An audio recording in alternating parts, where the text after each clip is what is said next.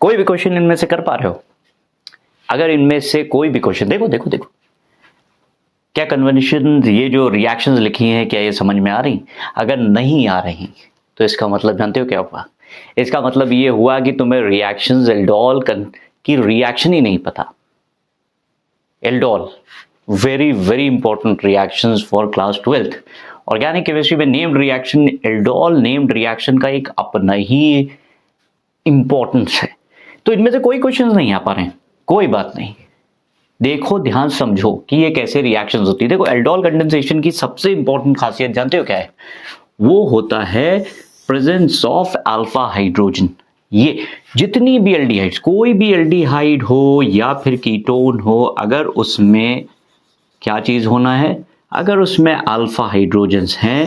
अब अगर ये प्रॉब्लम आ रही है कि व्हाट आर अल्फा हाइड्रोजन, तो एक अलग बात है। तो अगर तुम्हारे पास अल्फा हाइड्रोजन्स हैं तो याद रखो, अगर कोई भी एल्डिहाइड या कीटोन है और उनमें अल्फा हाइड्रोजन्स हैं और साथ में कोई भी डाइल्यूट एल्कली दिया हुआ है, डाइल्यूट एल्कली में कई हो सकते हैं, उनमें से एक कंपाउंड तो और भी होता है, बड़ा मशहूर है, थोड़ा कंफ्यूज करता है, barium hydroxide, sodium hydroxide, potassium hydroxide, potassium carbonate भी यूज कर सकते। तो किसी तरह की भी बेसिक या एल्कली मीडियम में अगर तुम कोई भी एल्डिहाइड या कीटोन ले रहे हो, ये देखो, ये भी कीटोन है, ये भी कीटोन है, ये भी कीटोन है, अगर एल्डिहाइड कीटोन है और उनमें अल्फा हाइड्रोजन है, एल्कलीज दी है, याद रखना वहां पे जो रिएक्शन हो रही है उसका नाम क्या है? एल्डोल।